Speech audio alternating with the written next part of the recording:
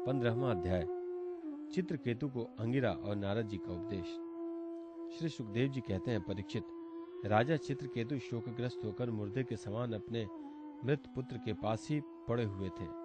अब महर्षि अंगिरा और देवर्षि नारद उन्हें सुंदर सुंदर उक्तियों से समझाने लगे। उन्होंने कहा, राजेंद्र, जिसके लिए तुम इतना शोक कर रहे हो, वह बालक इस जन्म और पहले के जन्मों में तुम्हारा कौन था? उसके तुम कौन थे?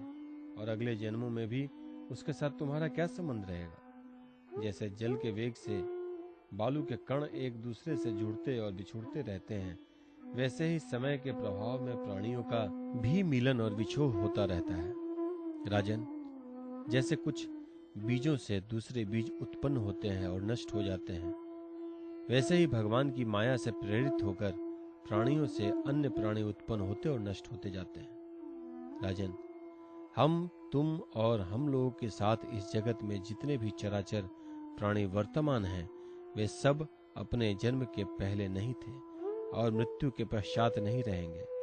इससे सिद्ध है कि इस समय भी उनका अस्तित्व नहीं है, क्योंकि सत्य वस्तु तो सब समय एक सी रहती है। भगवान ही समस्त प्राणियों के अधिपति हैं। उनमें जन्म, मृत्यु आदि विकार बिल्कुल नहीं है।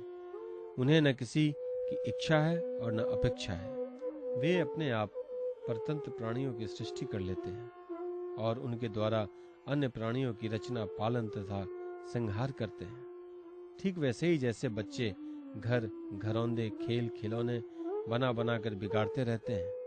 परीक्षित, जैसे एक बीज से दूसरा बीज उत्पन्न होता है, वैसे ही पिता की देह द्वारा माता की देह से ही पुत्र की देह उत्पन्न होती है।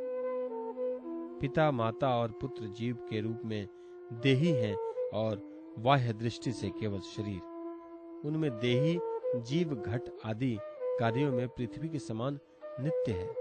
राजन, जैसे एक ही मृतिका रूप वस्तु में घटत्व आदि जाति और घट आदि व्यक्तियों का विभाग केवल कल्पना मात्र है, उसी प्रकार यह देही और देह का विभाग भी अनादि एवं अविद्या कल्पित है। श्री सुखदेव जी कहते हैं, राजन, जब महर्षि अंगिरा और देवर्षि नारद ने इस प्रकार राजा चित्रकेतु को समझाया बुझाया, तब उन्होंने कुछ धीरज धारण करके शोक से मुरझाए हुए मुख को हाथ से पोंछा और उनसे कहा। राजा चित्रकेतु बोले, आप दोनों परम ज्ञानवान और महान से भी महान जान पड़ते हैं तथा अपने को अवधूत वेश में छिपाकर यहाँ आए हैं। कृपा करके बतलाइए, आप लोग हैं कौन?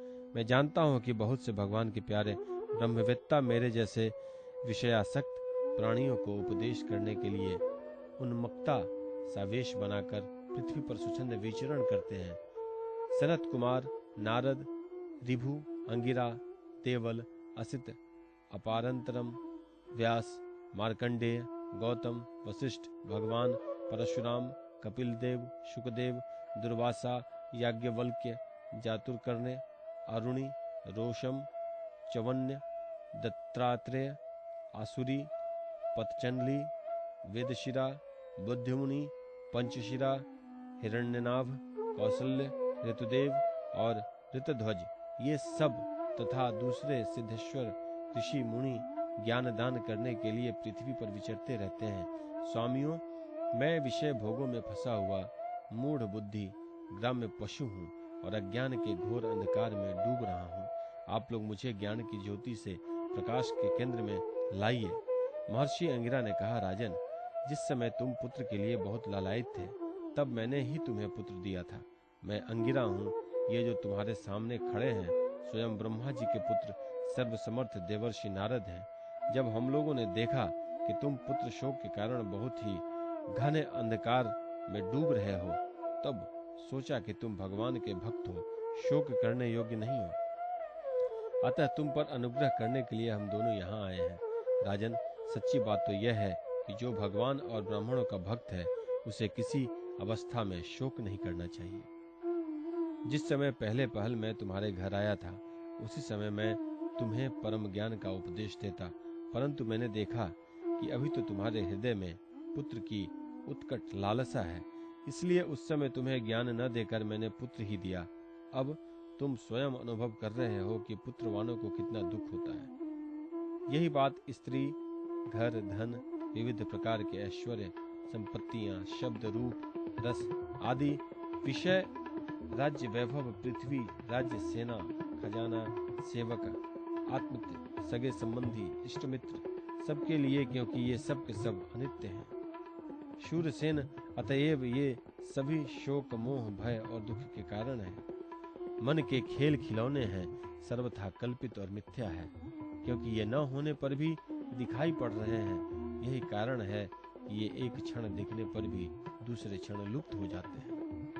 ये गंधर्व नगर स्वप्न, जादू और मनोरथ की वस्तुएं के समान सर्वथा असत्य हैं। जो लोग कर्म वासनाओं से प्रेरित होकर विषयों का चिंतन करते रहते हैं, उन्हीं का मन अनेक प्रकार के कर्मों की सृष्टि करता है। जीवात्मा का यह देह जो पंचभूत, ज्ञानेंद्रिय और कर्मेंद्रियों का संघात है, जीव को विविध प्रकार के क्लेश और संताप देने वाली कही जाती है। इसलिए तुम अपने मन को विषयों में भटकाने से रोककर शांत करो, स्वस्थ करो और फिर उस मन के द्वारा अपने वास्तविक स्वरूप का विचार करो तथा इस द्वैत भ्रम में नित्यत्व की बुद्धि छोड़कर परम शांति स्वरूप परमात्मा में स्थिर हो जाओ। देवर्षि नारद ने कहा, राजन, तुम एकाग्र चित्त से मुझसे यह मंत्रोपनिषद ग्रहण करो। इसे धारण करने से 7 रात में ही तुम्हें भगवान शंकरशन का दर्शन होगा।